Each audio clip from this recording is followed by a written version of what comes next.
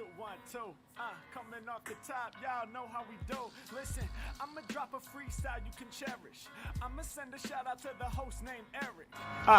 1, 2, 1, 2.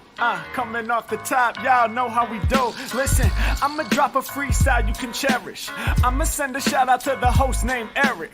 Yo, he's never on some average shit. You know Eric, he stays loud and passionate. I'm about to break it down for y'all with the clever song. Yo, shout the host named Thomas, cause he's never wrong. Yo, shout to John, you know that he's smart and quiet, unlike my freestyles, which cause a riot. I'm about to do it like this, cause the people love me. Shouts out to PHP, the ugly. It's called ugly, cause it's not professional, but I'm about to come through and bless it with style. So let's do it when I'm spitting, I perfume the room. Yo, the segment of the show is called Doom and Gloom. That came from Thomas. Yeah, can nobody go beyond this? I get the mic and then I'm about to keep it like a promise. Yeah, and y'all know we fill them up with anguish. We talking about the PHP, the programming language. About to break it down, no exaggeration. What do y'all do for a living? Web applications. Okay, I can dig it. My words spray tight. They getting together on the Thursday nights. Yeah, when it comes to rhyming, you can call me the new dude. I spew true lyrics while y'all broadcast on YouTube. So let's get it. You know my lyrics are major. All up in the comments, they got plenty of haters, but they doing what they doing. Keep it ugly. We ending every show with the saying it's lovely. Let's go. Hey, shout out to y'all. Peace to the whole squad, man. Hope your channel is doing real well on YouTube. Hope you guys are having fun. And it was an honor and blessing to do this little custom freestyle for y'all. Hope you enjoy. Stay up. Yeah. Come on. Hey.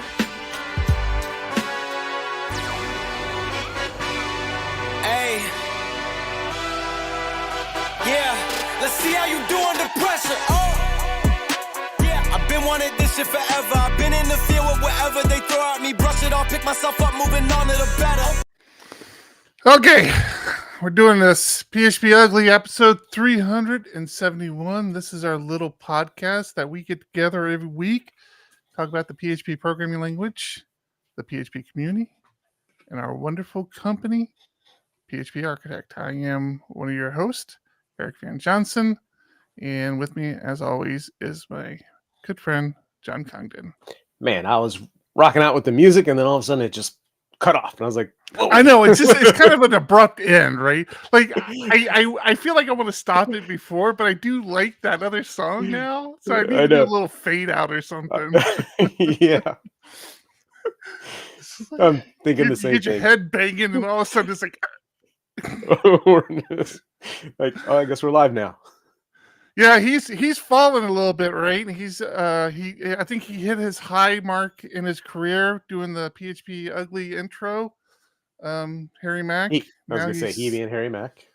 He being Harry Mack, and now he's selling cars. Yep, car salesman. Should we share that in the? Yeah, let's share that because it's pretty awesome. Yeah, it's already in Discord. If you're not in our Discord community already, please join us. discord.phpugly.com. We're in there all week. Lots of fun. Earlier, I don't know if it was today or yesterday, somebody shared a commercial of Harry Mack selling cars, and I believe that we had a little fun back and forth with it. It was good. Yeah. So check out if you're listening to the audio podcasts, check out the show notes for this show. It'll be in there. It's a Mitsubishi ad. And it was cool to see Harry Mack. It popped up. I forget how I stumbled across. I'm like, wait a minute, is that Harry Mack? So yeah, it was good. Okay, we got to finish our paperwork here. So yeah, as John said, if you want to be part of the show, you can join us on any platform and chat with us during the show. But we have a Discord that gives you some elevated privileges, like you can help us title the show. We already got titles coming in, and the Discord's there all week. A lot of great PHP developers in there, so pop in there and join us. We also need to thank some sponsorship, honeybadger.io, who's been with us for a long time, as well as our supporters on Patreon, which if you become a supporter on Patreon, you get a special channel in our Discord. You also, depending on what level, if it's the $5 level or higher, you also become a subscriber to PHP Architect. So the digital subscription. I think that's it. Did I miss anything? I always feel Nope. like I'm missing something. No. All right. So to clear things up, Harry Mack does say that we record on Thursday nights. We have obviously switched it, and we've been recording at 3:00 Pacific time now for what, a month or so. It's been a while. Yeah. Yeah, but we try to make it look like it's night. We dim our lights, and I'm in my little cave, so I don't have any windows in my office, so it's Oh, really? always I the did same not time of realize day. that. Yeah, it's a little cave in here, but it's fine. How Yeah, did I'm liking it. how did they make a room without any windows in there? Is it like an interior? Yeah, so The compound is so big, you have interior rooms. yeah, it's a room within a room. Yeah, it's like no, it was one of those double car garages, but it was like one in front of the other. It wasn't side by side. Hmm. So they just lopped off half of it and made it into a room, but they didn't put any ventilation. They didn't put any windows. They didn't put any AC in here. So it's just a empty room. But I feel it. I feel it with PHP love every day. So did you or are you adding AC to it, like running an AC duct? I'm very close to doing it. So they have those modular AC units, right? Where you can Mhm.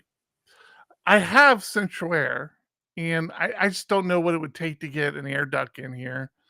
And I also don't want to run the AC for the entire house just to cool down my office, which typically runs a little hotter than the rest of the house. So Hmm. I'm thinking about getting one of those modular units installed.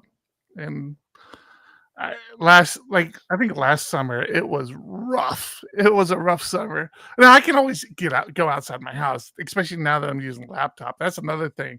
Like since going from the desktop, the Pop! OS machine, which I still love. We'll talk about that a little later on. Back to the laptop, I've re-elevated that, that option of okay, I'm taking my laptop, I'm sitting out in the living room and working in the living room. So I do that occasionally.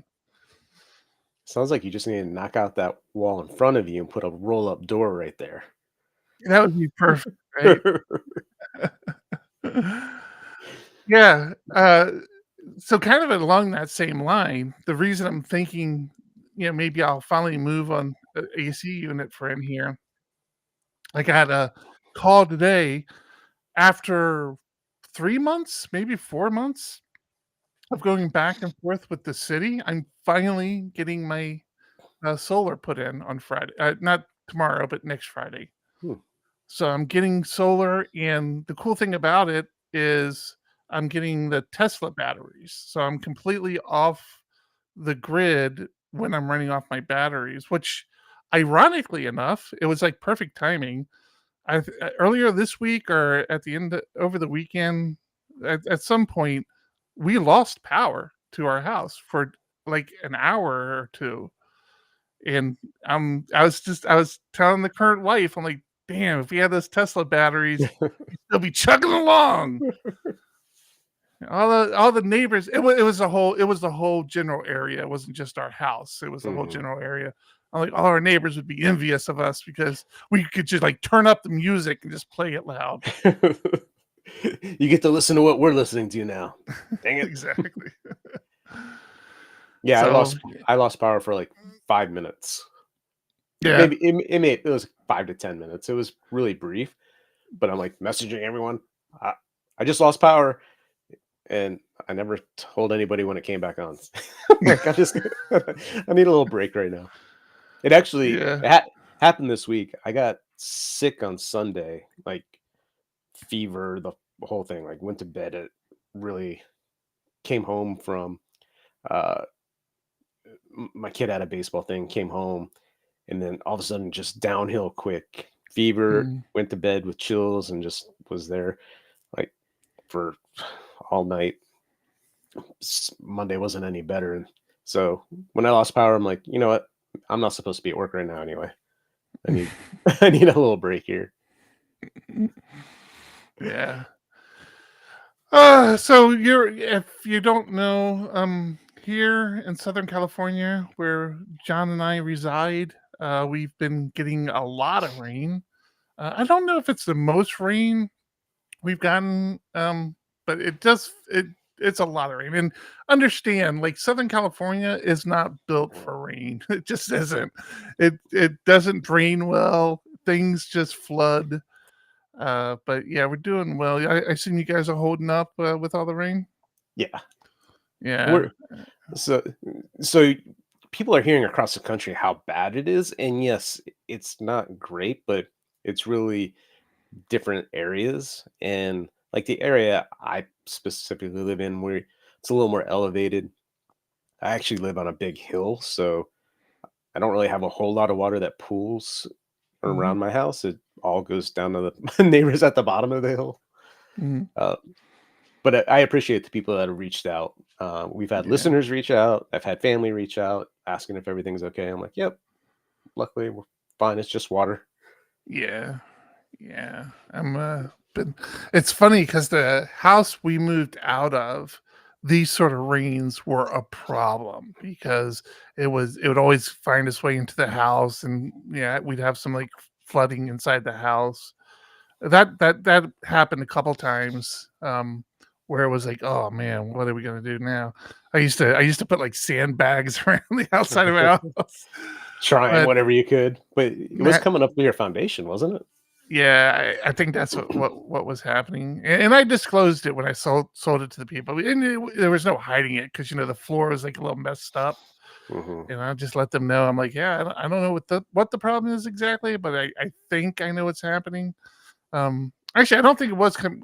Nah, I'm not going to get into that. It was a couple things, but my new house, uh, it's weird because we've been here for a couple years now, and I still have that anxiety when it rains. Like, okay, shoot, it's hope it doesn't rain too much. And now my new house, I literally have like this whole trench that runs down the side of my house. That is like it. It would have to be a river there before it flood my house, but yeah. So how about work? How's work going? You said you were a little sick earlier, but got things moving. Yeah, I mean, it's been a very busy week. Uh, let's talk about PHP Architect. Okay, Um, talk about PHP Architect.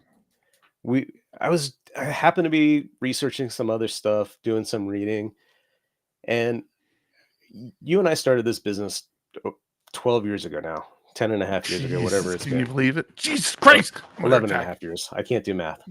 Uh, Late 2012, we met with a lawyer back then who recommended, you know, you have this partnership, but somebody needs to be CEO. There needs to be somebody that makes the decisions.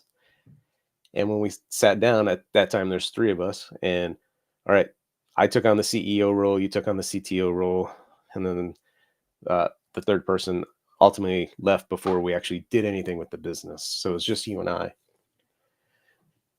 I've always hated that. It's always been like, I hate when clients or somebody looks at us and they're like, okay, John's the boss and Eric works for him. And it's not that way at all. Eric and I cannot have built this business without each other.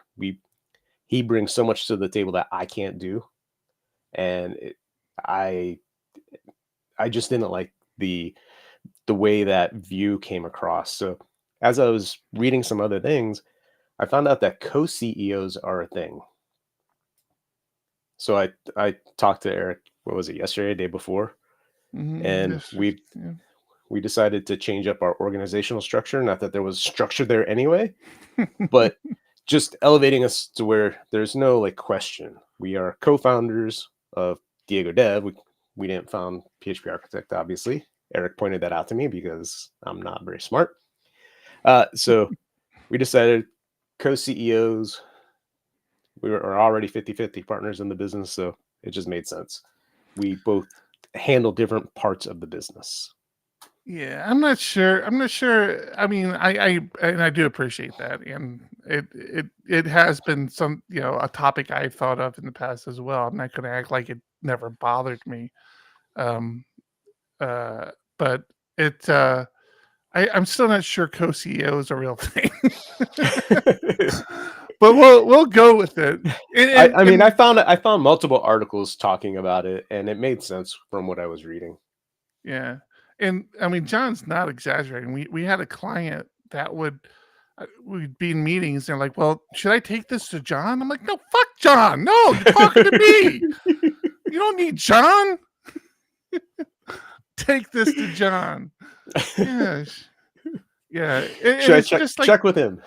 yeah, it's just like the perception, because that's I mean, it is the organizational structure of a normal business that, the CEO is the top, and then you have your other chief executive officers of whatever, or the chief officers of whatever. Yeah. Um, and yeah, so yeah, it kind of bugged me a little bit, but I never like I rarely use my title. I rarely ever Yeah. talk about my title. So, It yeah, comes up when you're filling out forms. When you do talk to people, it does come up occasionally, but it's always yeah, bothered me. So I'm happy that we, you know, did that. yeah. So yeah, we had our little moment yesterday where we both changed our titles on LinkedIn, which LinkedIn did have a co-CEO drop down in their drop down. So it's like, oh, Yeah. okay, I guess it's yeah. Uh, So yeah, two CEOs and I don't know. I want to just end it right there. No.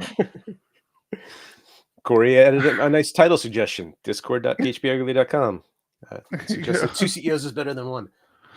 Uh, Good. No, you go. You're going. Speaking of the business, PHP Tech, right around the corner. What are we at? 74 days. Gee. 74 days. Getting super excited about that. We added our virtual pass last night or yesterday. So you can now go and purchase your live streaming pass. We did a little different this year in that you get a live stream pass where you're going to be able to be in our Discord channel. You'll be able to ask the speaker questions. They'll go through our moderators. So whoever's sitting in the room, doing the videography will ask the questions on your behalf. So that's on sale. But something else I realized, and I talk about it a lot, I am a terrible business person.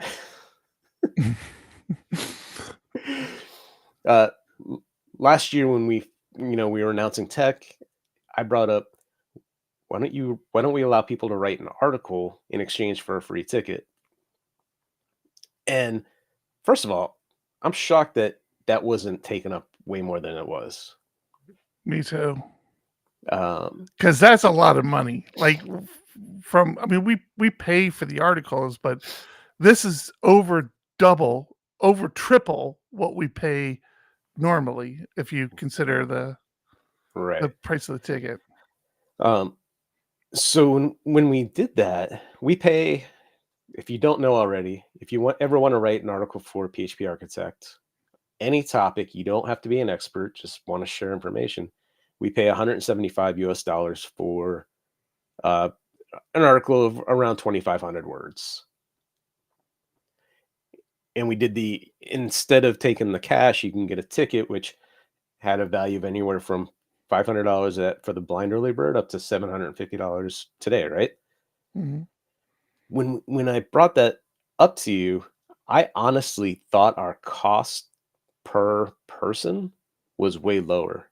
I really looked at the raw cost for a person to be there. We have to pay for 3 lunches, a couple of hors d'oeuvre nights for our game nights, the shirt, the elephant, swag bag. Right. So I tried to take all of those costs into account, and I came up with a figure. I'm like, it's going to cost us an extra, $75 to $100 on top of the article. So instead of paying that out, it's kind of a wash that way. Boy, was I wrong. Man, when you got to take everything into account. Speaker travel, employee travel, hotel rooms for all those people, like everything costs so much money. And ideally, we would have a lot more sponsors to offset a lot of those costs, but the reality is it's just so hard to cover those costs. So this is the elephant you will be getting. Oscar the elephant. Yes, we did name him Oscar. He has a little compass rose on his side, PHP Tech 2024.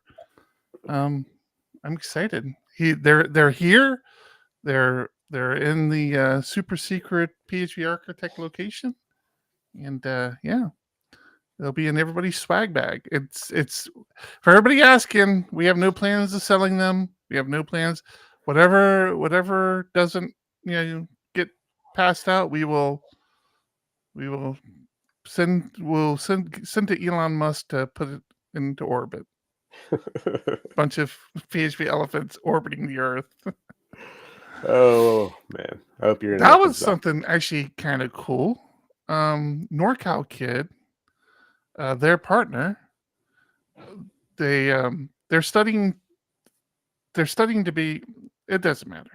They're really into NASA in space and doing some things in space. And they got an internship with NASA where they were doing a bunch of intern things. I think one of the things they were doing is translating. There you go. NorCal Kid is letting you know the astromicrobiology is their study focus. Anyways, they were doing translations of documents and stuff. They got to, so they're in Northern California. I think it was NASA paid for them to go to Florida, stay in Florida a couple of days. That makes sense. That is a hostile environment. And watch the rocket launch, which actually ended up being delayed, and it actually went off last night. So that was they were on, they were part of everything, and just had to be really exciting for them. I'm very, very happy they got that opportunity to do it. Hell, I want to go see a rocket launch, but I'm really happy they got that opportunity to go do that. That was kind of cool. It's one thing my father-in-law got to watch a lot of shuttle launches out on a boat in the middle of the ocean because he was in the Coast Guard. So, patrolling the area, but being out there and watching it, that had been cool up close. Yeah. Never got a chance to do that. Would be neat. All right. Why don't we take a moment and let's drop some sponsorship knowledge on you guys, and we'll be right back. Thanks to our friends at honeybadger.io for sponsoring this podcast. Monitoring, like web development, can be complicated. There are tons of tools and techniques, but you just want to know that your app is up and that your customers are happy. When your customers encounter a problem, you need clear, actionable intelligence, not walls of charts and reams of logs to tail. That's why they built Honeybadger, the monitoring tool we always wanted. A tool that's there when you need it and gets out of your way when you don't, so that you can keep shipping code, know when critical errors occur, and which customers are affected. Respond instantly when your systems go down. Improve the health of your systems over time, and fix problems before your customers can report them. Honeybadger is the application health monitoring tool built for you, the developer who cares about a quality product and happy customers. Be the hero of your team and sign up for a free trial and start monitoring today at honeybadger.io. Setup takes as little as 5 minutes. See what you've been missing and fix it. Once again, that's www.honeybadger.io.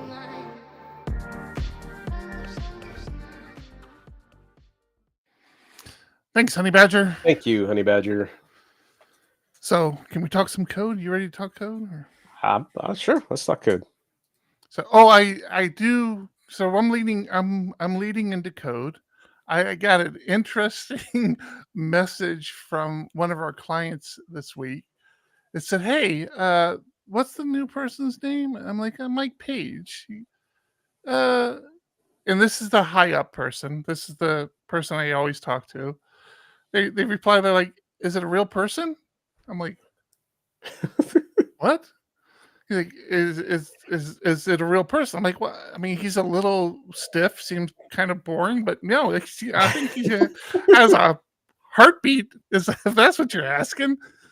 And then he sends me the link on LinkedIn. He's like, if you look up Mike Page on LinkedIn, it's like some recruiter.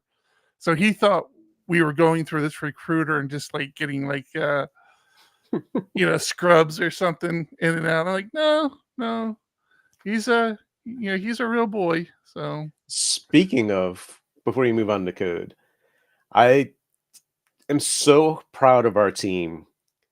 I happened to see he opened his first pull request yesterday, I think it was. Working for us for less than a week, already has a pull request open, which speaks a ton about our team and the fact that we have the tool set up for people to get up and running quickly, able to convey how the system works, and for him to already be committing code back to us was phenomenal. And then seeing the feedback that was given to him on the pull request from you and other members on the team, I couldn't be happier. It was good. Yeah, it definitely felt good to see him up and running. That was actually one of the things, like the project he's going to be working on. Now he's not so much up and running with that project yet, but the project he's going to be working on is a big project for us. It's one of the bigger projects that we work with, and so it had been a while since I had gotten it up and running, and I had not done it since moving back over the laptop, which is a whole thing we're going to get into as well. So the laptop I'm on is the Mac OS M2, and we bought them last year for tech. If you listen to the show for a while, you know that I had some problems with my desktop. I'm a procrastinator, and I kept trying not to fix it. Technically, still haven't fixed it, but it stays up and running, most of the time. I just need to blow it away is what I need to do. So I'm back on the M2 laptop. And I'm trying to get this thing up and running, and it's just been so long since I'd gotten that project up and running. And I was like, yeah, there were a couple things that needed to be cleaned up in the documentation, but yeah, we got Mike, going and looking at code and figuring it all out, and he had his test environment up and running. I do like that. Like we're not like elite level tool chain people yet, but we got a pretty good, well thought out approach. And it's funny because so another client, I had to get a project up and running, and this is a new client with a fresh project for us. It's not a new project for them. Matter of fact, that makes it more difficult, right? Because it's a very established product with a very big database and all these other bells and whistles. So I was getting that one up and running, and man, this is the problem with ADHD. I'm thinking of 4 different things I want to talk about, and I can't figure out which part I want to talk about first. So let me go on with I'm going to go down this one. When I came over to back to the Mac, I on the old Pop OS machine, I was using Lando, and I was a heavy user of Lando, which is a Docker a framework to like bring up Docker containers for your projects. I talked about it many times. I still stand behind Lando. Think it's a great product. When I was at Laracon US last year, I heard they talked about this Herd app that was coming out, but it was only in Mac OS, and I wasn't on Mac OS at the time, so I didn't really pay attention to it. But when I moved over, I'm like, let me check out what this Herd is, and it's like Valet. It's very similar to Valet. If you're in the Laravel ecosystem, you know what Valet is. Herd's a good product. I mean, it's pretty well thought out. It has a nice little interface where at the time when I was using Valet way back in the day, it didn't. Valet was just a command line. I think they eventually came out with something, but Herd's nice. And I guess in Laravel EU, they released a Herd Pro because everything in Laravel ecosystem ends up with a price tag on it somehow. Which I'm not knocking. I mean, we're all developers, and there's the free version. I mean, there's still Herd, the regular Herd. So I've been using that, and I was like starting thinking, I'm like, this works fine. So Herd uses your system, right? There's no virtualization, there are no Docker containers. It's using your system. You install the PHP versions on your system, you install MySQL on your system, and it uses all that. It does allow you to switch between the version of PHP, so you can assign different versions of PHP to different projects. You can do that.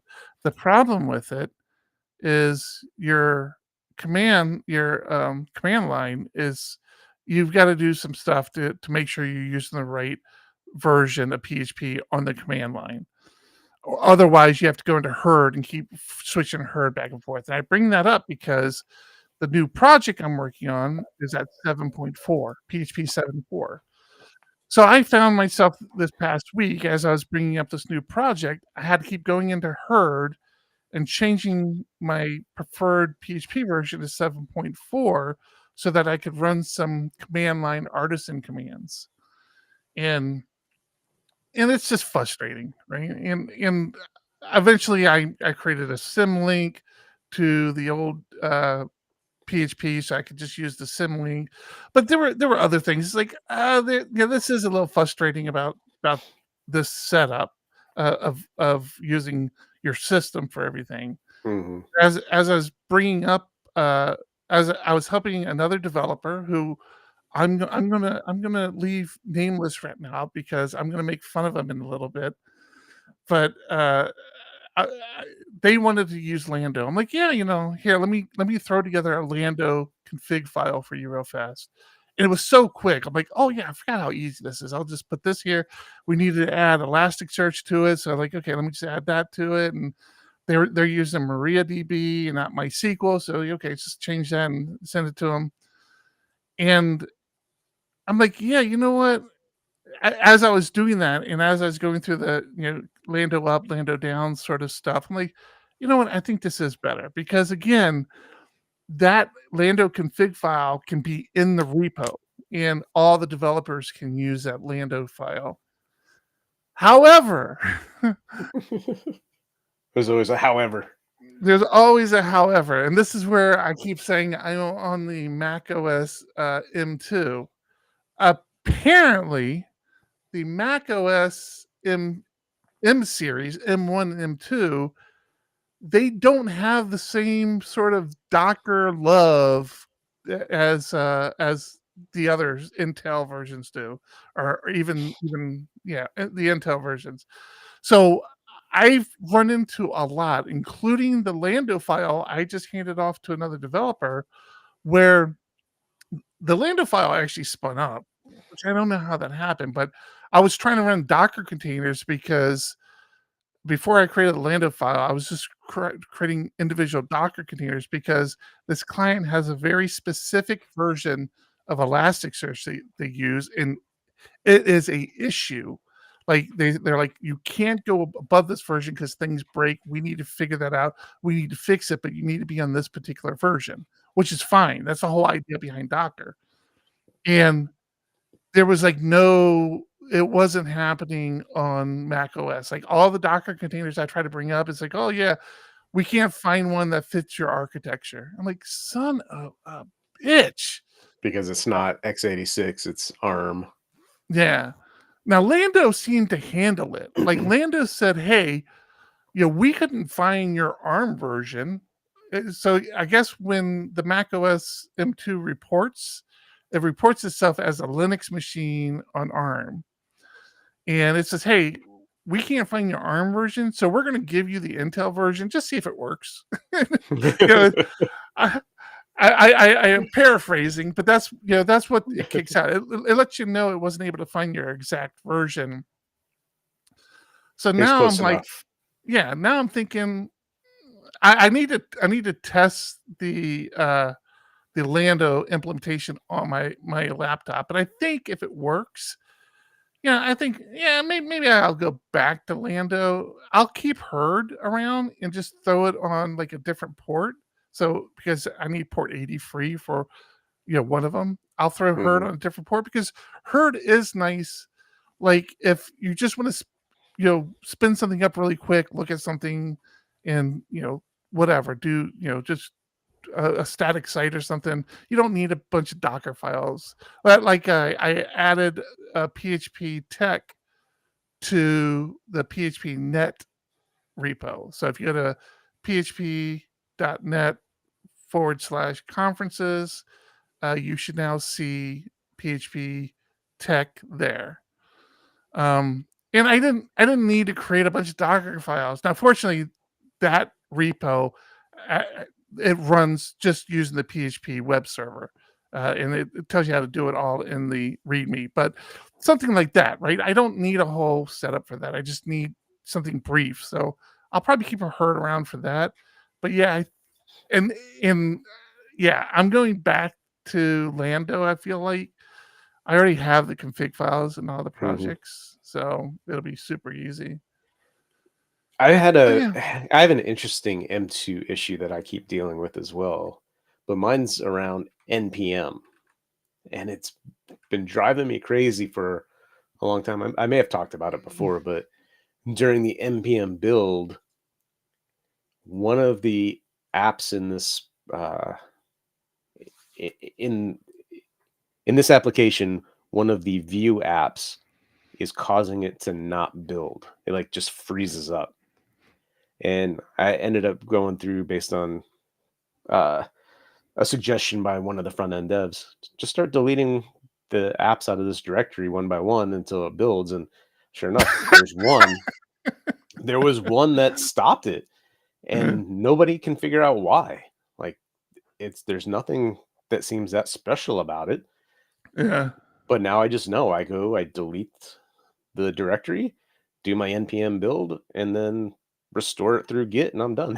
like I just don't have that feature. Not that I need it, but I'm telling you, I'm not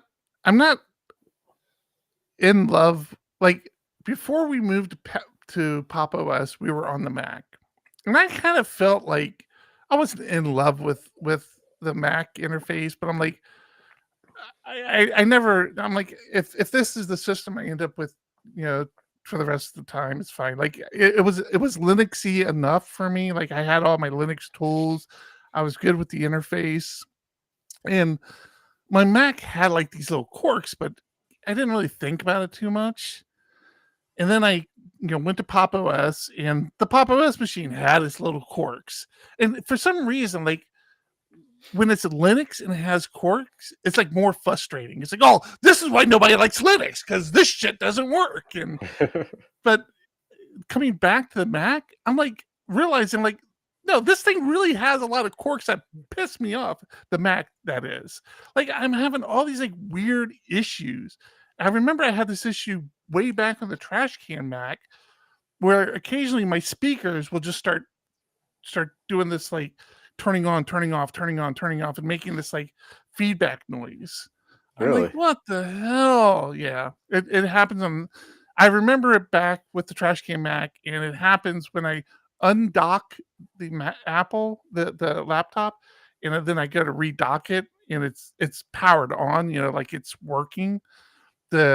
Something with the audio driver just like wigs out. I don't know. See, I'm having similar with the Pop machine. Like I just rebooted it. Well, my power rebooted it the other day. I go and jump on it, and my Bluetooth doesn't work. And I've noticed this in the past. Like on a reboot, Bluetooth, I cannot turn it on. Like I bring the settings up, slide it over, it looks like it turns on, but as soon as you refresh it, it's off. And like I end up having to go to the command line, rm mod the BT USB module, and then re-enable it, and then it works. But it's like I happen to kind of understand and know the steps to do it, but if you're a regular user, like if it was my parents or my wife or anybody, like no, they would have no clue how to get that working. They'd be so frustrated. It's funny. I actually had an issue with Bluetooth on this Mac this week where it wasn't connecting to my keyboard. And we've been talking about this for a while, the Bluetooth keyboard and the drawbacks to it. It wasn't connecting to the keyboard, and I couldn't get it to forget that keyboard so I could repair it. I'm like, oh my God, okay, fine, you can't connect. Let me delete the keyboard. And it just wouldn't give me any option. Like the little button over there wasn't there. And it was, oh man, I was like losing my mind with that one. Yeah. And speaking of losing your mind, hold on. Speaking of, I want to put this out there for the record. John's been guilty of this as well. I get yelled at a lot with my Vim because I bounce around a lot and I use relative line numbers. So meaning when I go up and down, all the line numbers change and like somebody's trying to tell me to go somewhere. And I'm like, I never understood the frustration so much. It's like, okay, just ask me to stop moving and tell me where to go. And I've gotten a lot of shit for that. I use Vim bindings everywhere, right? I mean, not only in my editors, but in my browser and even on the command line, which I do a lot of stuff on the command line. So I have within my ZSH shell, I have Vim mode enabled so I can move around. And today, the certain developer I was working with, it was driving me insane.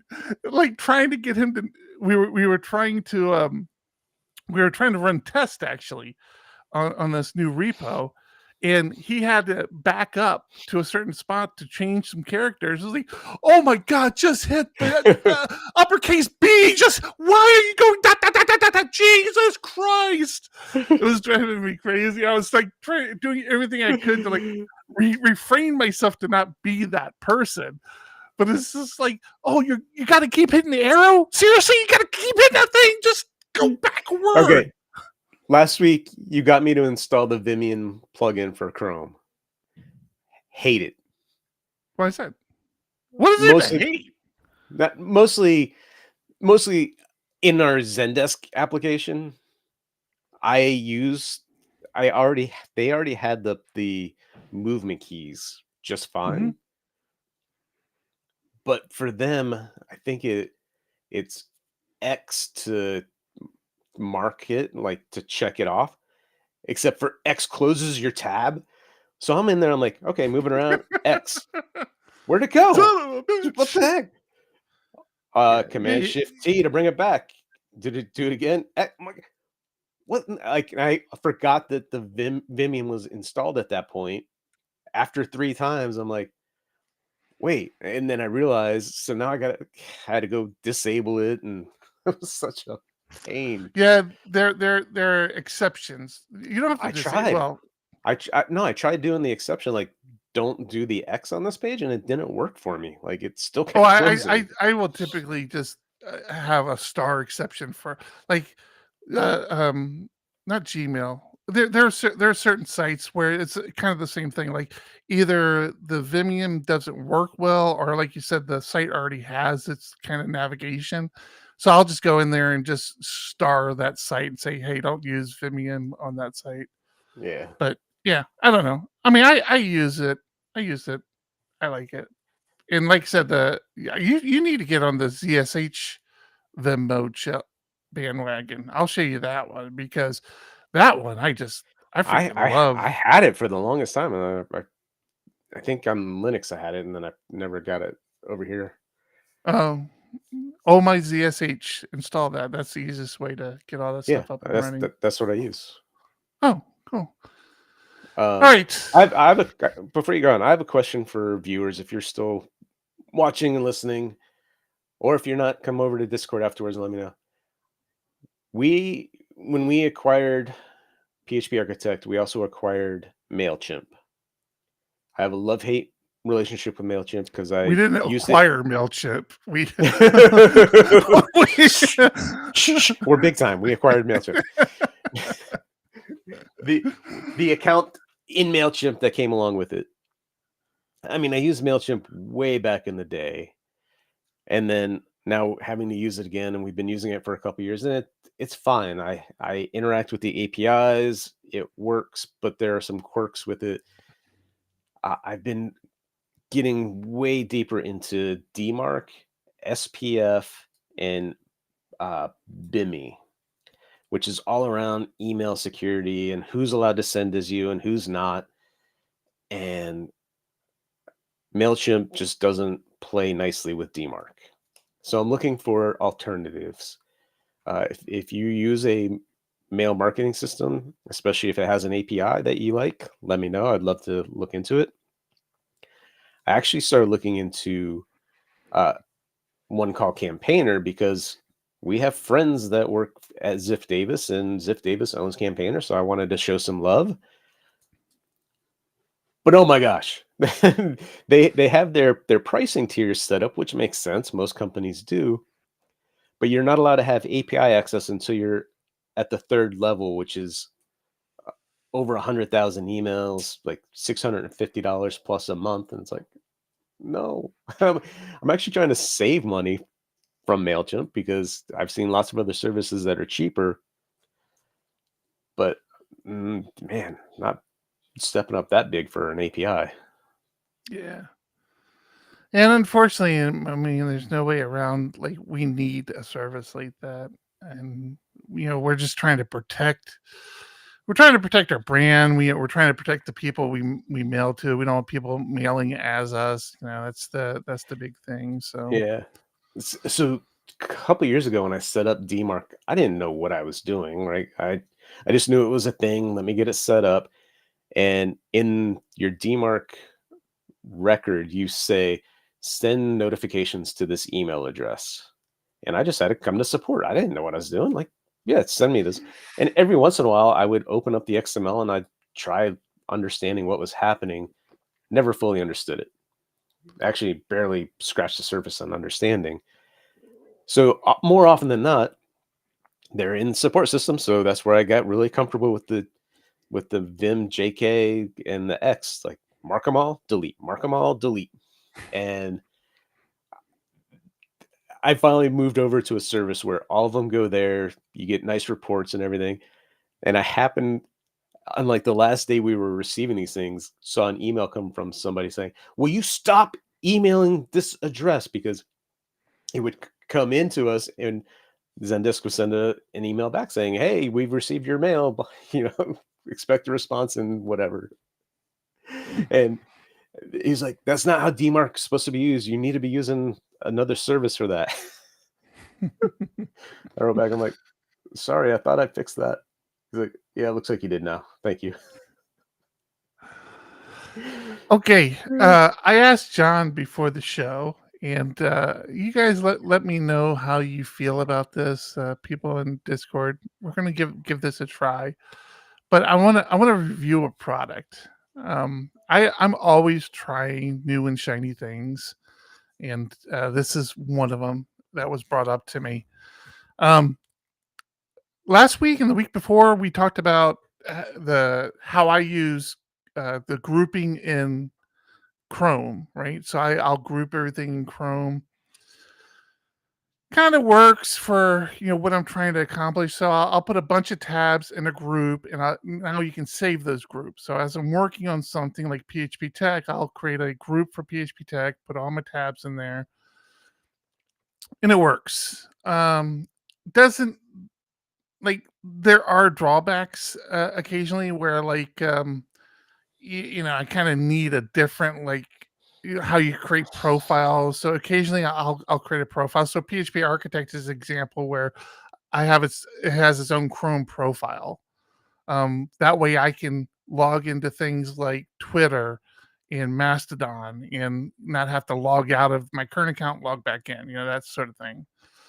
So these are things I do, right? Groups of tabs and profiles of browsers, or using different browsers. Like I'll use Brave for PHP Architect and Chrome for my normal stuff, and it was just like it was kind of messy, but it's whatever. Somebody pointed me to a browser that I started playing with, and initially I was like, this is horrible. I'm never going to use this. And I just didn't use it for like a week. And something came up. I'm like, hey, I think that was a feature in that new browser. Let me go check it out. And I've been giving it an honest goodness try. It's called Arc, A-R-C, Arc browser. Let me share this with you guys. Because, John, I think you might like some of this. It's weird. Like, it's very weird. It's a different way of thinking. I'm going to do my best not to do any information leak, and I guess I'm not going to share that with you guys because freaking Max decided that that's not something I'm allowed to do. What are you talking about? What? Ask your system administrator to give you permission. Here, let me give you permission. Come on, that's supposed to be a joke. I mean, I don't know what's going on. It won't even let me click the share button now. Okay, so I don't know how to explain this stuff without showing it, and this is another annoying thing about the Mac is it doesn't let me. It's not letting me share anything now, so that's going to be a problem a little later on in the show. But so, anyways, I'll show you later over Zoom, John. I went through everything to make sure I didn't have like information leak, and I wanted to make sure everything's set up well, so that I could kind of explain everything. But it's the biggest kind of hurdle with Arc to get your head around is that there are no bookmarks, right? They don't do bookmarks. They do these things like tabs that you pin, what you can pin in Chrome, and then everything else you use. And you set up these profiles. I cannot explain this. I'm gonna have to show it to you guys. I'll have to figure this out for next week. I promise you guys next week I'll show you our Arc because I can't explain it. I don't know how to explain this browser. It's like too many things. And I don't know if I like it yet either. It is a Chromium-based browser. So it's not like this. You don't have to worry about compatibility as far as websites go. Don't try it if you haven't used it. Wait until next week when you see it. I promise you guys to get this. I'll get this fixed next week, and I guess I should have tested that before we started the stream, and I didn't. So, but you shut your screen off, and so it shouldn't have been that big of a deal.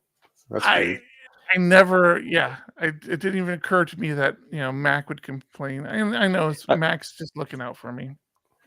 Trying. All right, I'm sharing a couple more links in Discord.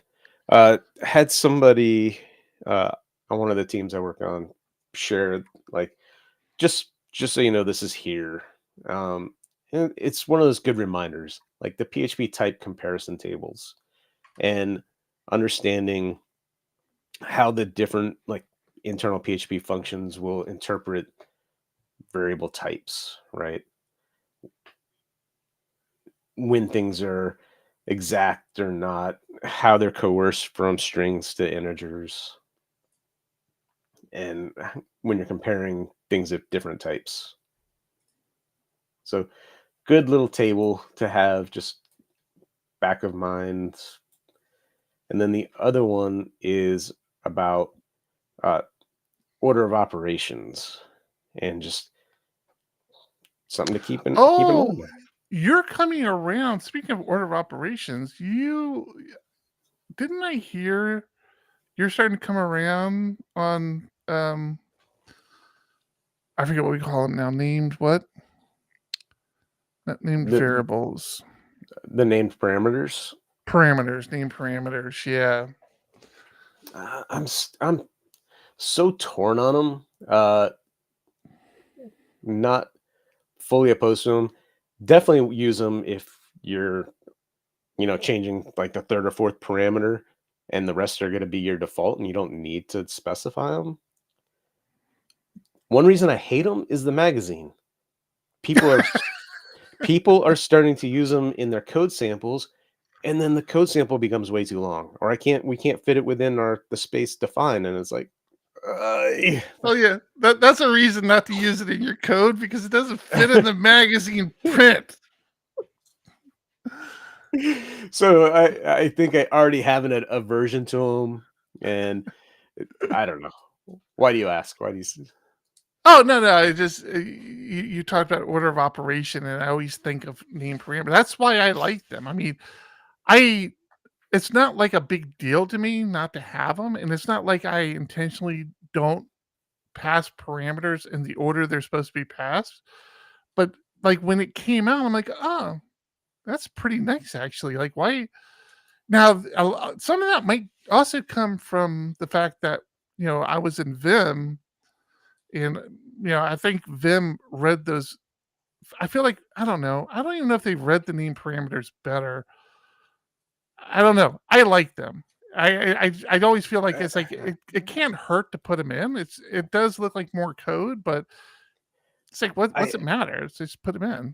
I think the other thing is I already have them turned on in PHP Storm, so I always see them anyway. Like I always know what they are without specifying it in the code that gets committed. Yeah, I don't know. So it was always visually there. So I guess it doesn't really make a difference. I think my initial concern was, actually I don't know what my initial concern was.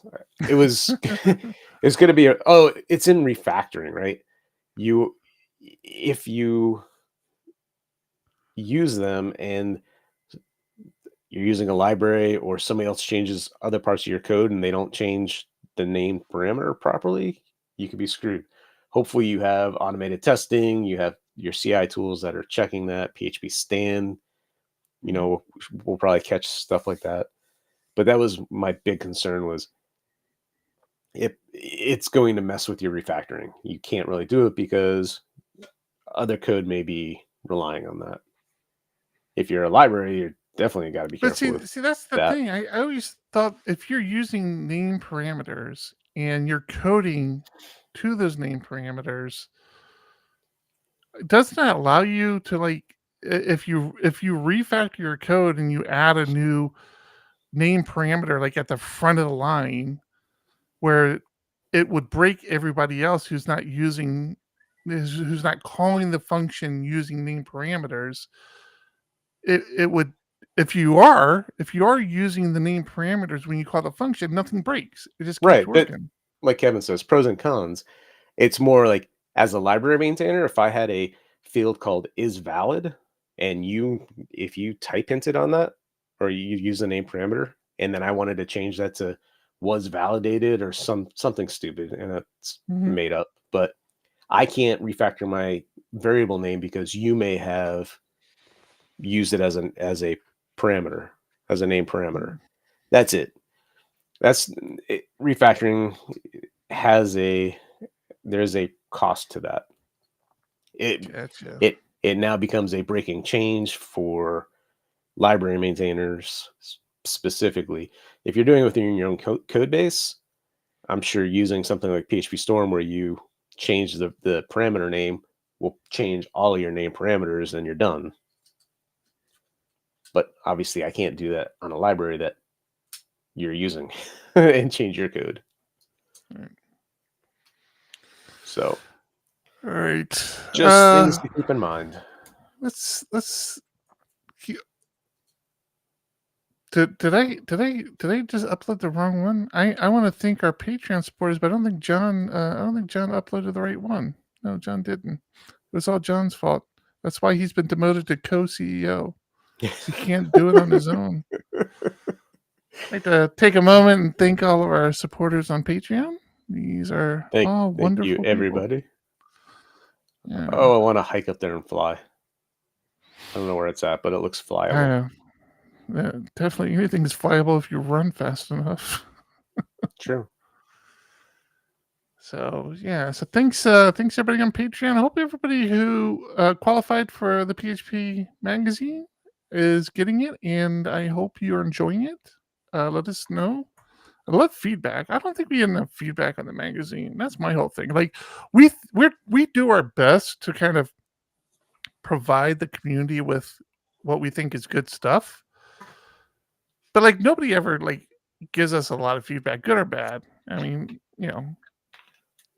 I'm not good at having bad feedback. I will engage with you.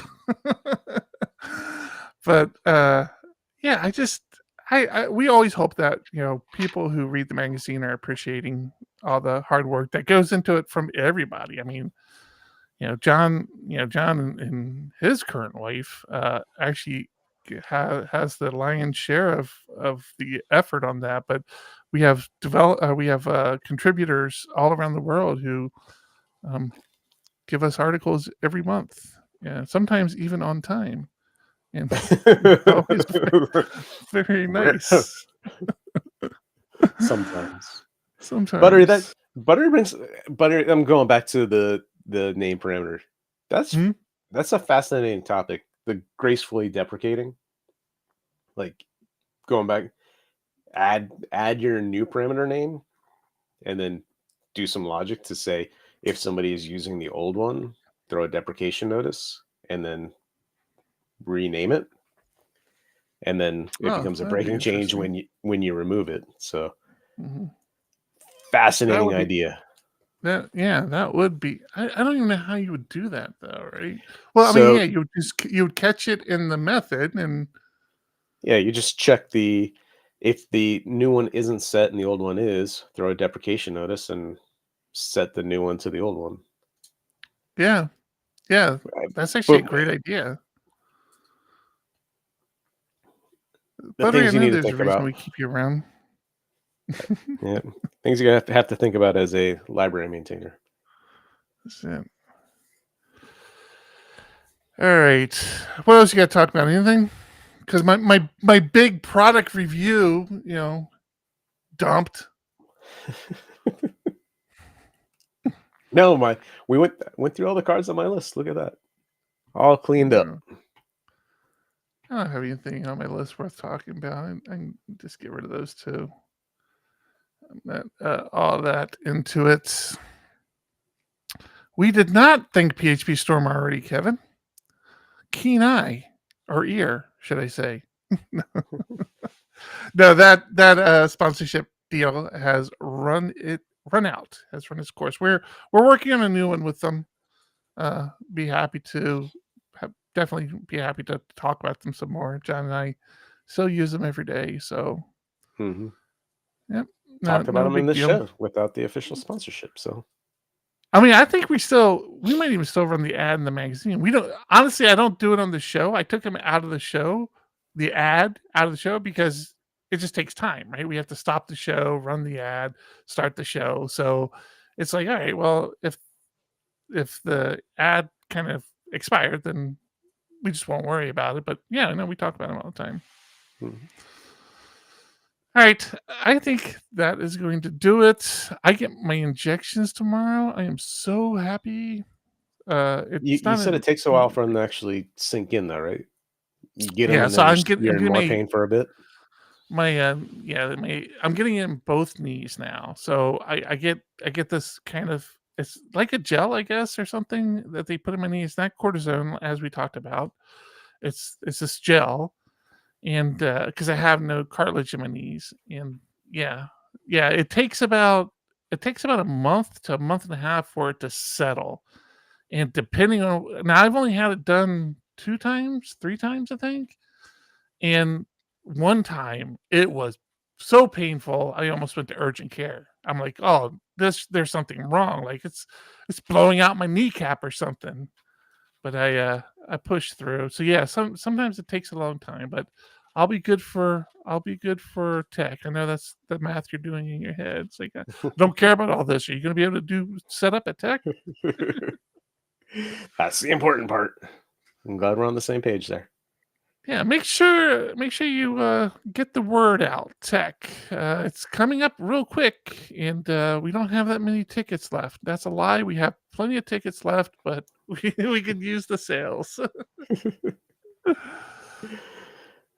Anything else, Definitely. John? Nope. I agree. All right. Hey, everybody. Thanks for hanging out with us. If you're watching live stream, as always, feel free, stick around for the after show where we ramble even more. And that'll do it for episode 371. I'm Eric. I'm John. Keep it ugly. Ah, 1, 2, 1, 2. Coming off the top, y'all know how we do. Listen, I'ma drop a freestyle you can cherish. I'ma send a shout out to the host named Eric. Yo, he's never on some average shit. You know Eric, he stays loud and passionate. I'm about to break it down for y'all with the clever song. Yo, shout the host named Thomas, cause he's never wrong. Yo, shout to John, you know that he's smart and quiet. Unlike my freestyles, which cause a riot. I'm about to do it like this, cause the people love me. Shouts out to PHP, the ugly. It's called ugly cause it's not professional, but I'm about to come through and bless it with style. So let's do it when I'm spitting, I perfume the room. Yo, the segment of the show is called Doom and Gloom. That came from Thomas. Yeah, can nobody go beyond this? I get the mic and then I'm about to keep it like a promise. Yeah, and y'all know we fill them up with anguish. We talking about the PHP, the programming language. About to break it down, no exaggeration. What do y'all do for a living? Web applications. Okay, I can dig it. My words spray tight. They getting together on the Thursday nights. Yeah, when it comes to rhyming, you can call me the new dude. I spew true lyrics while y'all broadcast on YouTube. So let's get it. You know my lyrics are major. All up in the comments, they got plenty of haters, but they doing what they doing. Keep it ugly. We ending every show with the saying it's lovely. Let's go. Hey, shout out to y'all. Peace to the whole squad, man. Hope your channel is doing real well on YouTube. Hope you guys are having fun. And it was an honor and blessing to do this little custom freestyle for y'all. Hope you enjoy. Stay up. Yeah. Come on. Hey.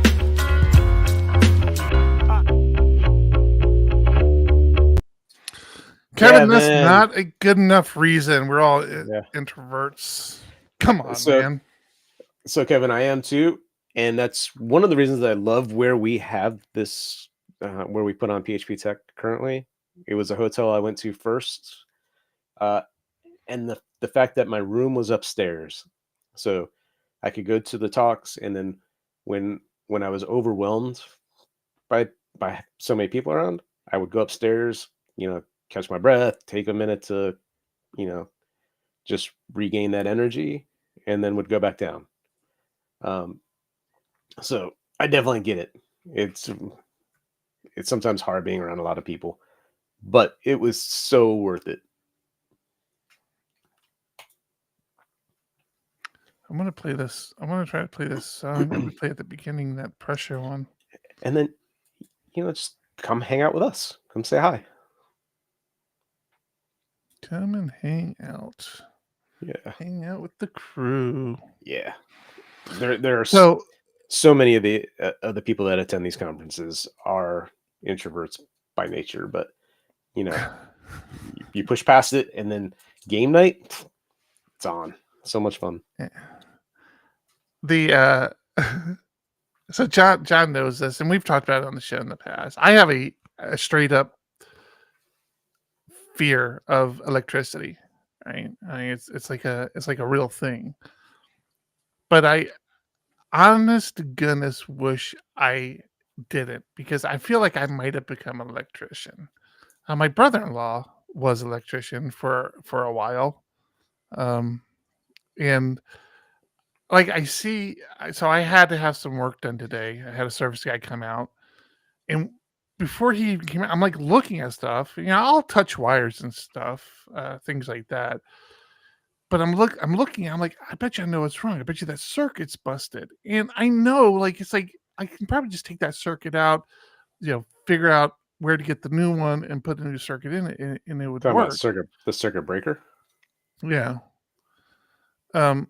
Actually, I think it was a relay. But I just I can't muster up enough energy to do it, and it's one of these things like I'll change fuses. I'm not saying I won't change a fuse.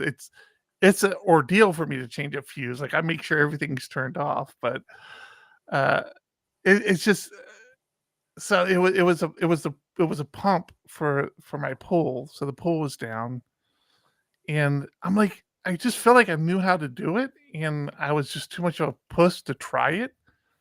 And you see the electricians come out and they have like all the little gadgets and they check for voltage and everything. And it's just like, man, I could do that. I wouldn't mind being an electrician. Maybe in my next life.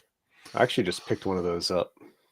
The Yeah. little wand to check for electricity, because I have my multimeter that I use all the time, but it's like, I'd rather have like just the magic little wand that says, "Yep, there's electricity in here." Yeah, exactly. That's one of the things they were using, like the little pin. It's just that and welding. Now I don't have any fear of welding. I actually worked at a place that had a welder. He had let me try to weld, and I just couldn't get my head around it because it's like, have you ever done welding? No, I need to on my garage door. Dude, it's the weirdest thing. Like he kept trying to explain it to me, and I'm sure if you do it, it becomes second nature. But like once you put the mask down, at least for me, like once I put the mask down, I can't see anything. He's like, yeah, don't worry about it. You'll see it when the spark starts. It's bright enough where it'll show you. Just tap where you want to start, lift up, put your mask down, and lift back down, and then just start following the line. And I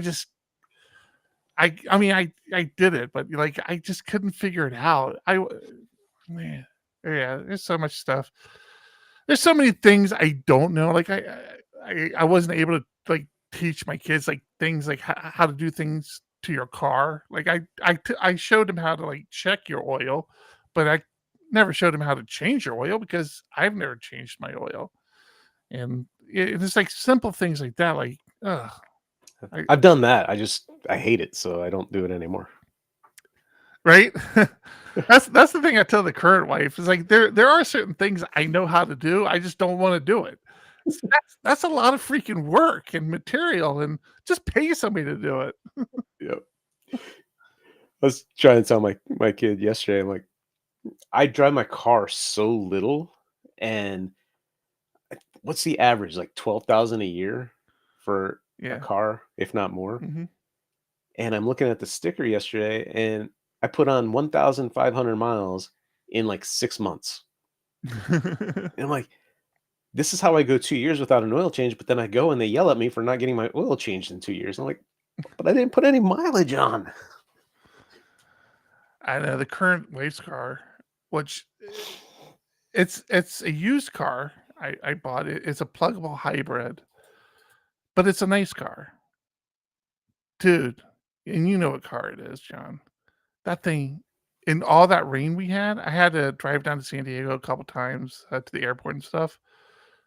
That car handles so well. I don't know what it is about that car. I do genuinely. I understand now why people enjoy driving certain cars, because I have my big expedition that I drive around in my truck, right? And it's a nice expedition. It's older. It's I forget how old. It's much older. It's before Wave, because I remember I had it during Wave. But it's nice. It serves me well. Dog hair can get in there, and I don't freak out. I won't let the dog in the current Wave's car.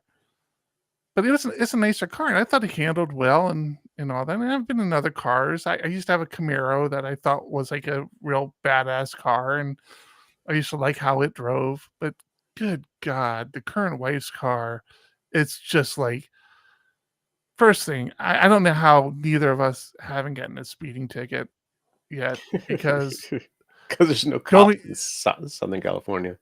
I'm not even exaggerating, John. My current wife doesn't like intentionally drive fast.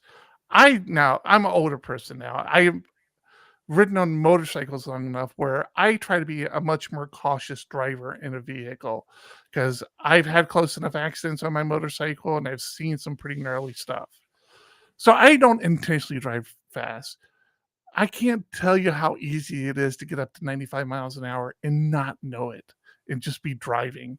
It doesn't help that, Southern California has these 6-lane freeways that you can, fly down. But yeah, the car handled so well in that rain. I kind of didn't want to take it because I was like, I wanted my truck because I have like the bigger tires on it, and I'm like, I should probably take my truck, but I didn't. I took their car because it gets way better gas mileage than mine because it's a hybrid, Mhm. and yeah, I just that thing just so smooth. I'm envious. Like I never wanted the car that my current wife has. Now I kind of want one for myself. I'm like, I kind of want one. I could use one of these cars. Oh, I'll never be able to one day. afford one, but Yeah. yeah. Got to pay off the current one first. Shit. That's Oh, where I man. keep looking at our car bill. I'm like, just need to get through a couple more years and get it paid off. I like not having a Yeah. car bill. But then again, By the way, I used to rock a Suzuki Samurai, man. That was my favorite. I mean, Suzuki Samurai, that was like around the world, right? That wasn't just, I mean, it wasn't a US car. So those Suzukis, they were death traps, but boy, they were so much fun. They were cheap. They were like the cheap version of a Jeep. And I had the soft top, so I just take my top off and yep. Suzuki Samurai. nice. Back Oh in the yeah, day. man. All right, Right. Do we have titles out there? There's a few. All right. Cool. You wrapping up? Is that So- what I'm hearing? As you started the no, I'm sharing a story that I don't know if I want to share on the air, but I'm sharing anyway. As you started playing the intro earlier, and we were retweeting and doing all the social stuff, Mhm. I got a message from my mom talking about one of my stepdad's friend / band member. She said that my stepdad found out Tuesday that this guy's son murdered him Sunday night. What? And according to, I guess, some article, "Stop, you are killing me. Dad pleads during during son's fatal attack," deputies say. Oh, that's so horrible. I know. And I'm like, it's like, we're starting a show and I just read that. And I'm like, I don't know how to respond. Yeah, that's one of those ones you need to think through a little bit. Yeah. But Right. like, how do they know that?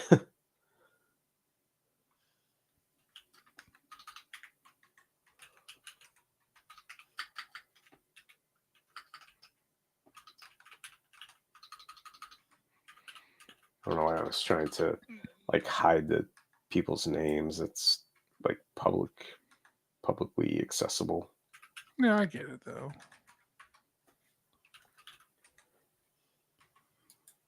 All right, let me see what we have for titles here.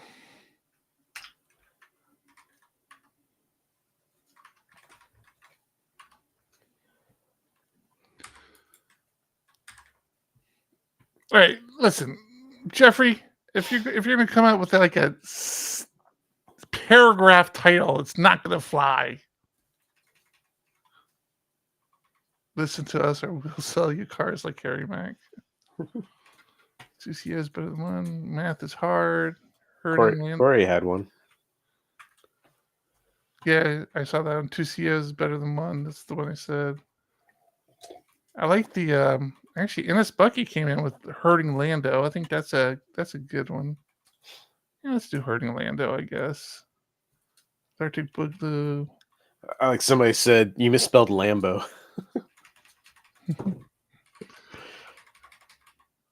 I saw that come in. I'm like, wait, no, it's not Lambo. What are you talking about?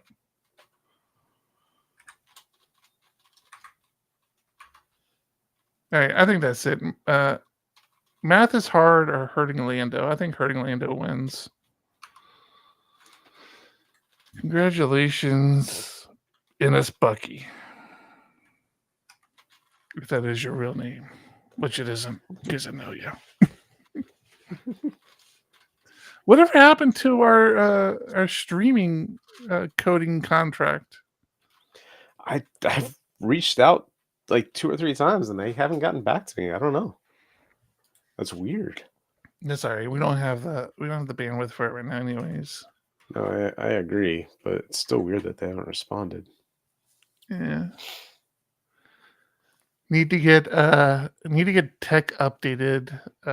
Maybe I'll do that tonight. So you're grabbing, obviously being a little abstract here, but are you working on that other piece that you mentioned yesterday? The one where I sent you the pseudocode this morning? Yeah. No, not. I mean, Okay. I can. I need No, you it's to.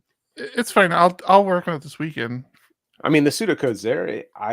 It's more. If you help me get my local dev set up, I'll do that. Lando start. Oh, I saw Docker in there. I was trying to Docker up, and it just wasn't working. Is there a Docker in there? Actually, I think I was trying to sail up. Yeah, there might be Sail in there. I might have used Sail when we were at Tech because I didn't know what you had on your system. But yeah, Lando start will probably get you there. But no, it's fine. I can work on it this weekend for sure. Because the only reason I thought about that is because anybody who buys a virtual pass, I mean, we'll have to manually import them, but we want that to start happening automatically because they can start looking at last year's conference like now, right? I mean, they buy it and they can just go look at it. So ARM64 is not a supported service type. Uh-oh. Oh, is that on the PC? Yeah.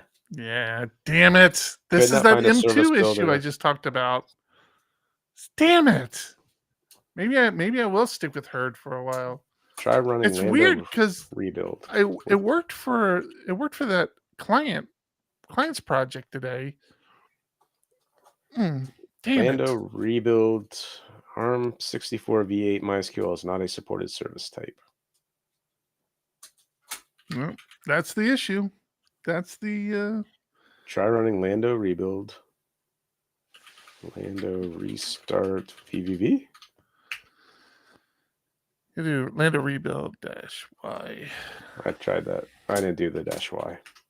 That doesn't do anything. It's just the question of, are you sure you want to do this? Yeah, that didn't work. Same thing. Well, dang it. I gotten Lando up and running on that other project. I'm like, you know what? I'm going back to Lando. This is so much better. Oh, is it .lando.yaml? .lando.yaml. Yeah. Oh, the config file? Yeah.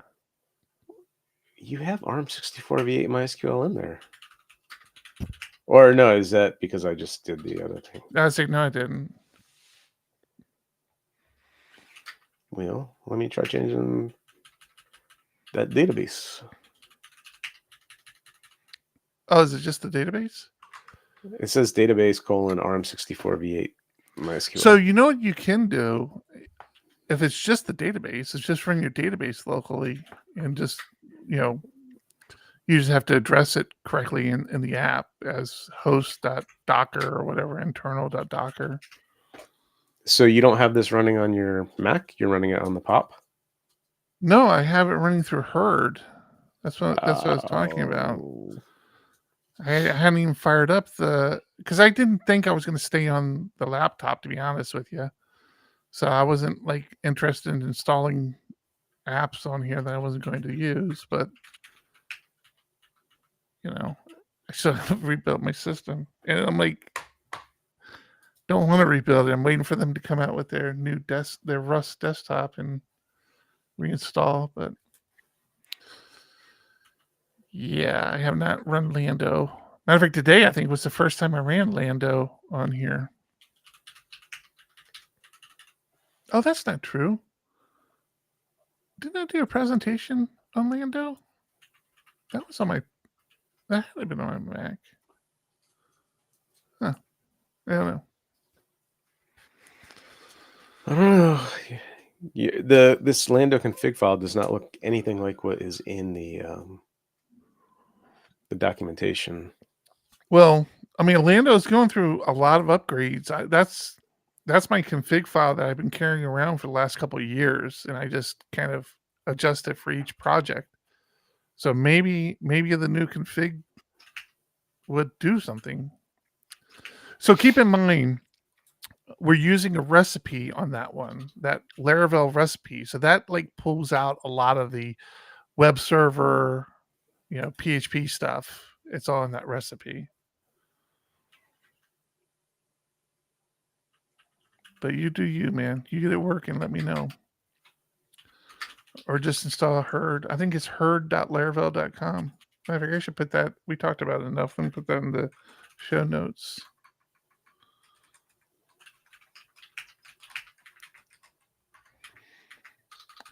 I got accused. I'm going to vent to the 14 people still hanging out with us.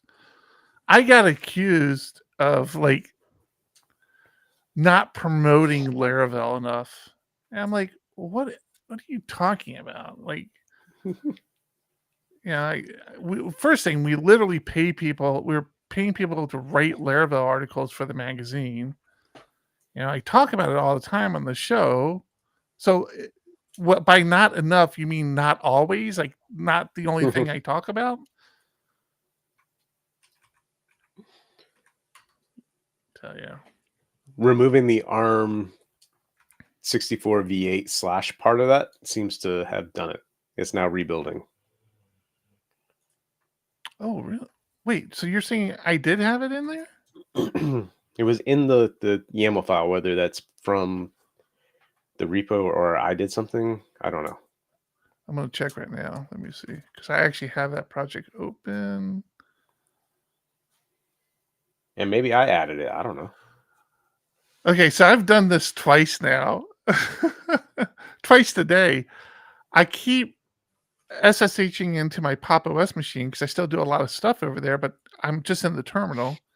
Then I forget that I'm on a different machine, and I like start doing things like, wait a minute, this isn't making sense.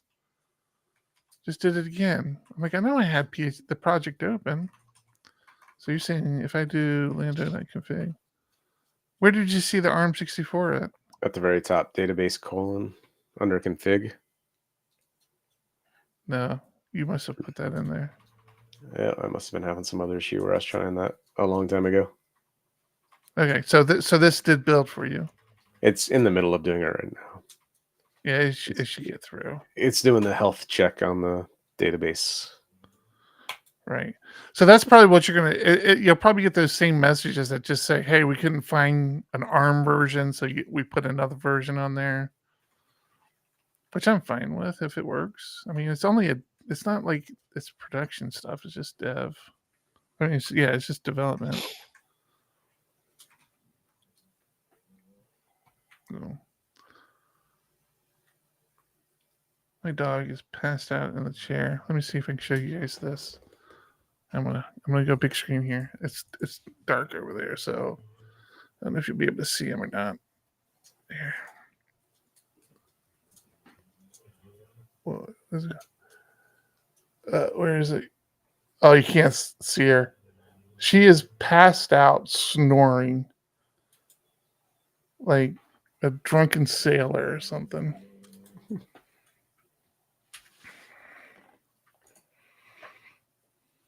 So you're saying that this should, in theory, work?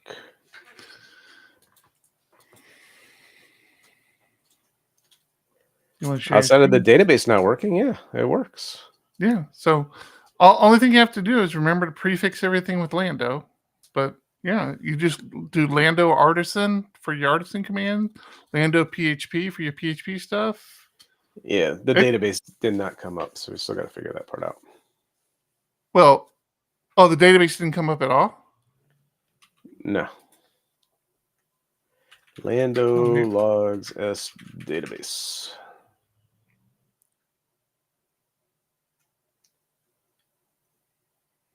Okay, I'm gonna try Upgrade to after crash is not supported. I think I just need to rebuild it. All right, I'm gonna try. I'm trying, just because I'm curious now.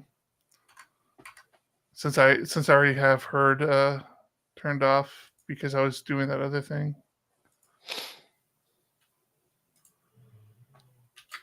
See.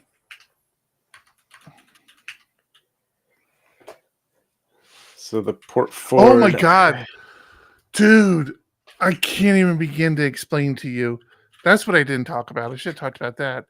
That Docker issue with the Intel Mac. So the developer I was helping bring it up was on the Intel Mac, and he was doing the Lando config, and the build was so slow.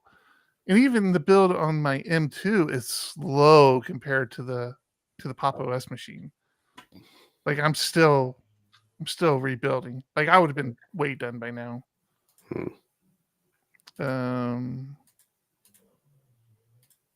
So how do you know your database didn't come up? Did you just land on MySQL and it didn't? Because I looked at the logs and the log said nope. Interesting. Yeah, that whole Docker Mac issue is a real issue. I don't care what anybody says.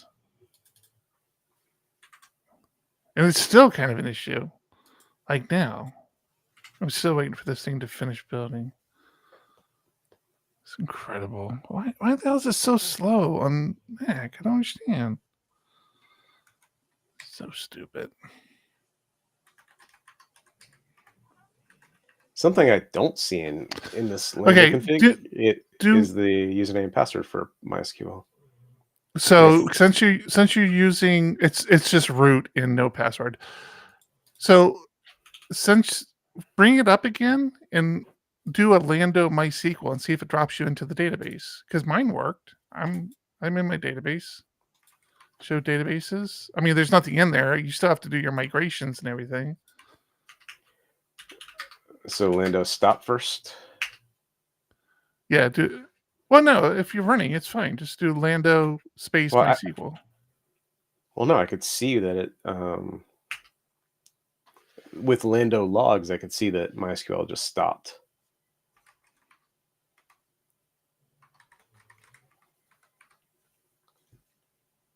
If you're joining us right now, we are not recording the podcast right now. We're just hanging out.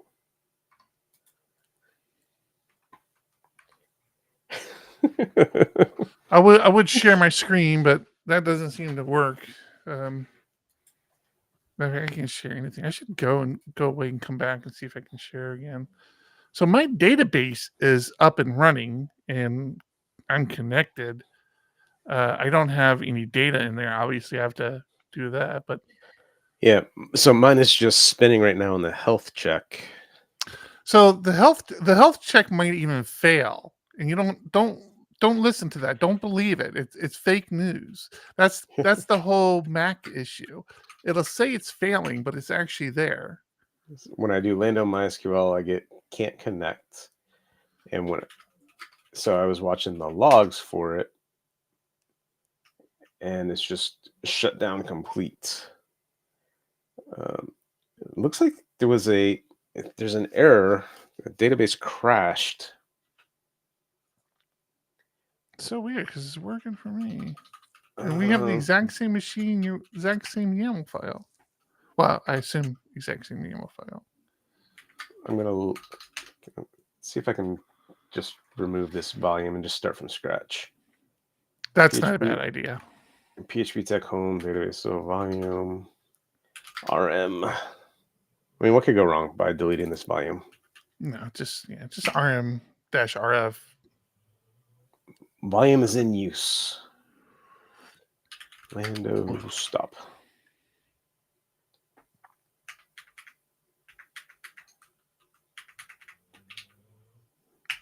Kevin, yes, I agree with you. I think Laravel definitely brought new people to PHP without question, and it became a new exciting thing to do in PHP.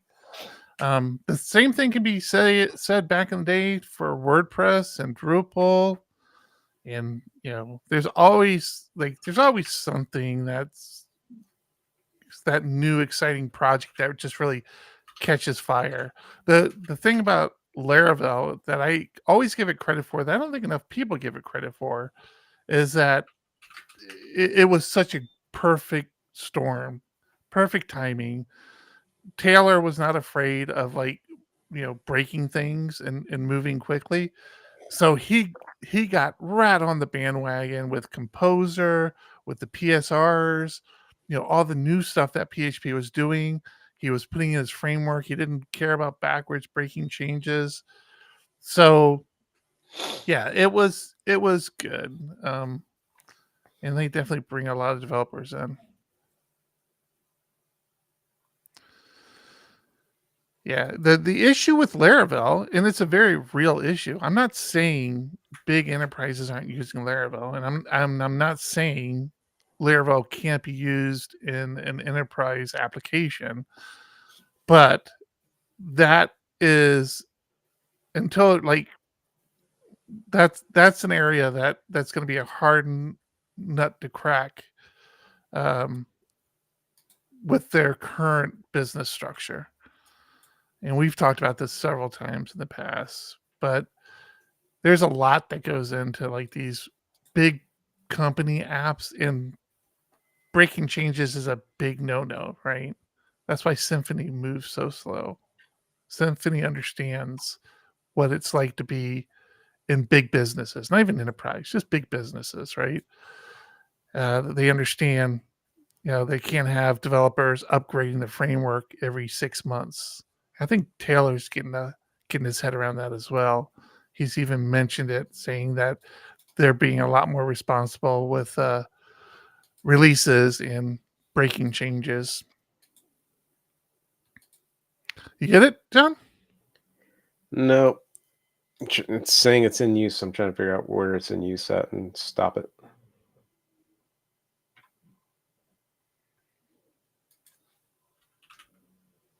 Lazy Docker, man. You need Lazy Docker. I got it. Delete. Delete that. And then come over here and delete that. All right. Lando rebuild. Lando rebuild dashboard.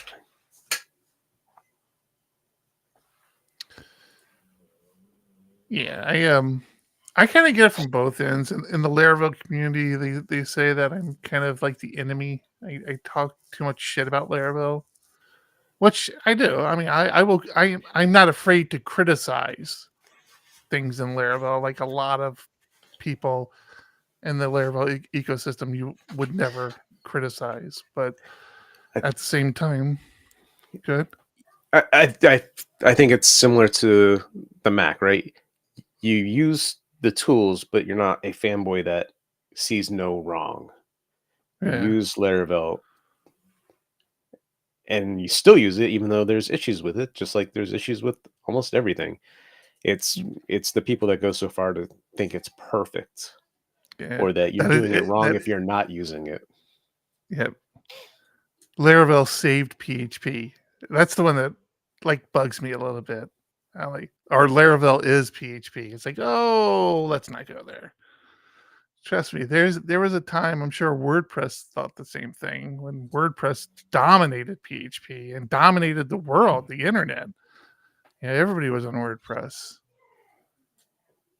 Modesty is very important as a developer, I feel like. I know.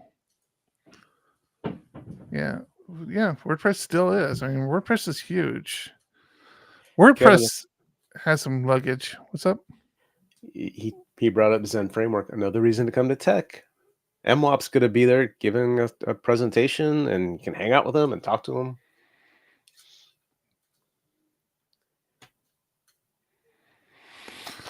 Come on. Yeah, Buttery. There are a few chinks in that armor. So is it just failing on the health check? Well, so once it gets past that and everything is up and running, when you look at the logs, you can see that it shut down. So it's not running. It's not a health check per se. That's. I feel like I should resend you the file I have, or you need to reset head or something. Reset Which hard what head. file are you talking about? On the Lando file. There's something wrong with your Lando file because it works on mine. I got it up and running right now. I didn't even touch it. I'm at. Hang on. Get status. Get diffed up Lando. The only change between mine and yours is it's supposed to be 5.7 or 8. Are you on 5.7 or 8? It's 5.7. I'm pretty sure. that's probably why.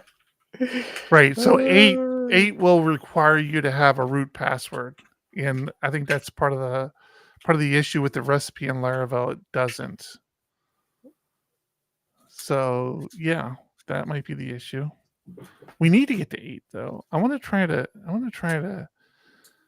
to start working away from seeing if MySQL 8 is a strong enough replacement for Couch if we use it correctly.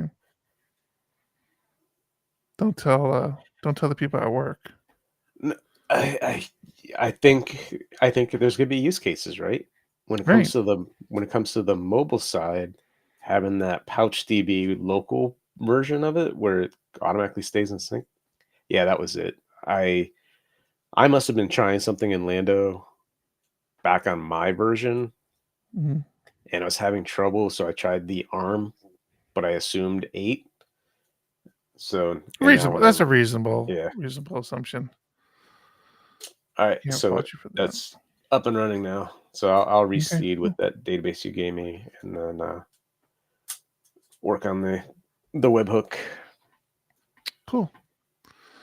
Oh, you're gonna do that. You're gonna do that coding.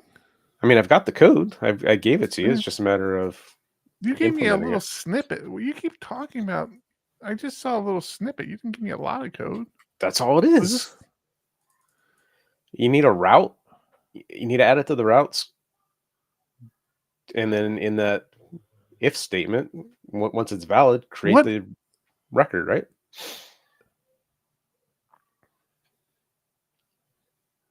What am I missing? What am I missing? All right. What's the hash? What's the hash you're using? What's that for? So they send us the payload. So Yeah.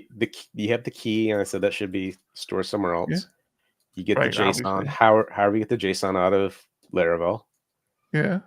The signature, you get the Tito signature out of the header. And then the rest of that is just making sure that what they sent you matches what you should have got.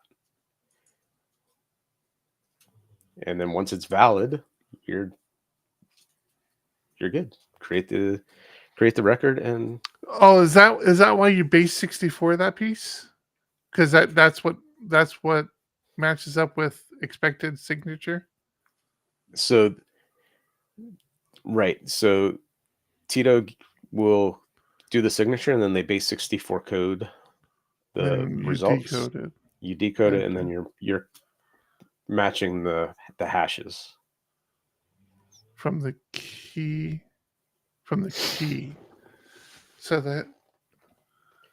So they sign it with your key. So that's why you do the hash there. Right. So you rehash it, and then you compare the two hashes. I see. So that's the endpoint they're hitting to us, right? They're sending us. Right. Right. Yeah. I mean, that's pretty simple. Yep. But I'm up and running now, so I will get that. There's a config file tech.config. You can put that in there and add it to the .env file if you want to be be super. Oh, I see. Yeah. Yeah. I like that.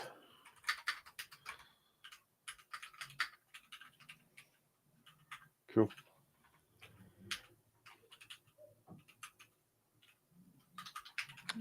Cool, man. Did you see I moved Mux into its own service? I have not. I haven't actually looked through any of the code yet. Yeah, it's its own little service provider.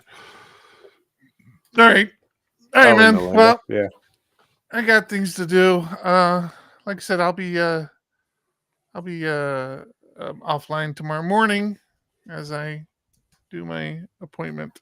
Oh, you know what? Hope it goes well. I do need to go to storage because one of our clients is trying to get their phones back. They want to issue new phones, and I think mine is in storage. I don't know if I have storage key. I know you gave me one. I got to find it. Okay, let me know. I'll meet you up there. Okay, I'll let you know if I end up doing. Let's see how I feel after the injections, I guess. Cool. All Thanks right, everyone for hanging out with us. Hanging out with us. Cool. Later.